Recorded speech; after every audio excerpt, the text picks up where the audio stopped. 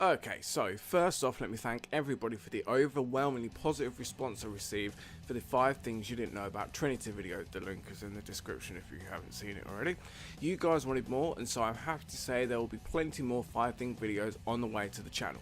But enough of the PSA, because today we'll be looking at one of, if not the most decorated and recognised femme fatales in the history of AWA Mayhem Wrestling. Someone who up until fairly recently was considered the face of the company, a competitor at the peak of their athletic ability and prowess, a woman who is Chloe Valentine. You know this, you've seen the title, you clicked on the video, so enough of the introductions. Here is 5 things that you didn't know about Chloe Valentine. Number 5. Chloe's dirty?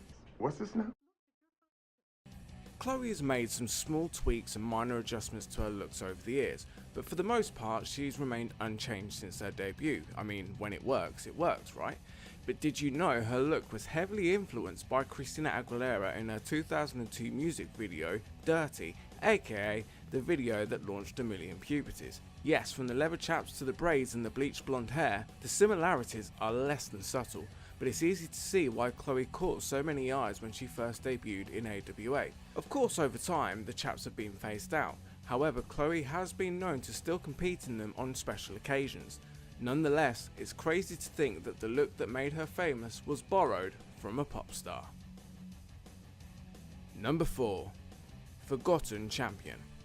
So, I will have to preface this entry with a couple of bonus facts. Did you know that AWA used to have a male division?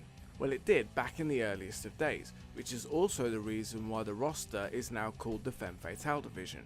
Aren't we learning lots? So, the male division featured 2 singles championships, the AWA World Championship, the top title in the company at the time, and the AWA Mayhem Championship, the equivalent to the WWE Intercontinental title. So, how does all this relate to Chloe?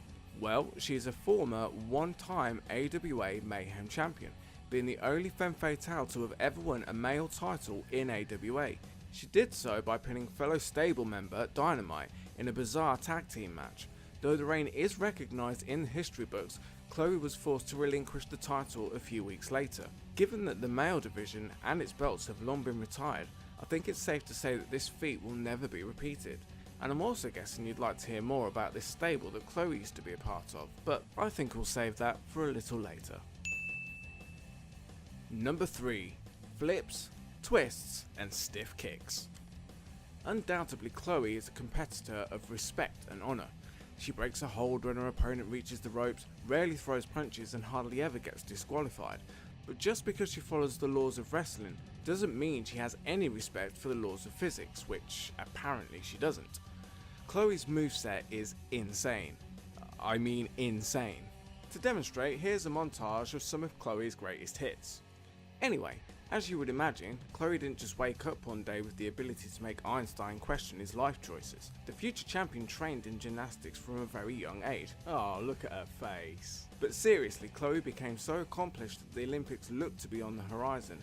However, fortunately for all of us, she instead decided to pursue her other passion of pro wrestling. Number 2. The Golden Child. Earlier we discussed Chloe's championship feats outside of the Femme Fatale division, but now we're going to take a look at her mind-blowing records within the division itself. To say that Chloe Valentine was synonymous with the Femme Fatale championship would be like saying that the sun is synonymous with being warm. I mean, it's true, but you're not really doing it justice. Chloe, of course, was crowned the inaugural champion back in 2009. She also shares the record with the most reigns with Reign at 4 apiece.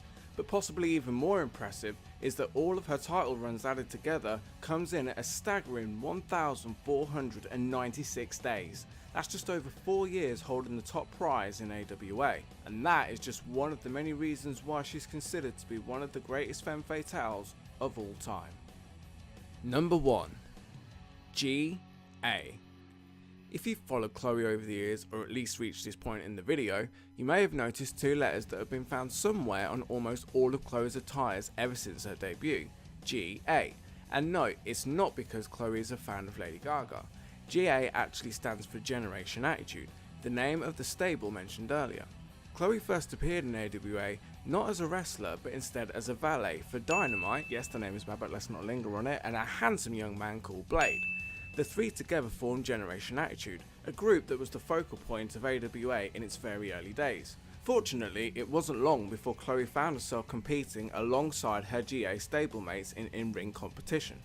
Yes, that's right, Chloe's tenure in AWA predates the entire Femme Fatale division, which is why it was so shocking to see her be forced into early retirement by Trinity at AWA Apocalypse. We miss you, Chloe.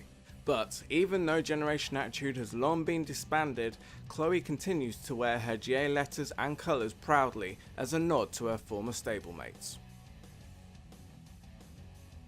And that was my list. I hope you enjoyed it. Thank you very much for watching. If you did enjoy it and you want to suggest another AWA character to be featured in one of these 5 things videos, then drop a comment below and let me know. We're close to 100 subscribers, which is awesome. And of course, as I said at the beginning of the video, there are more list videos on the way to you, as well as episode 9 of Mayhem. I've got a huge announcement coming soon, hopefully, so stay tuned for that. And until then, I will catch you in the next video.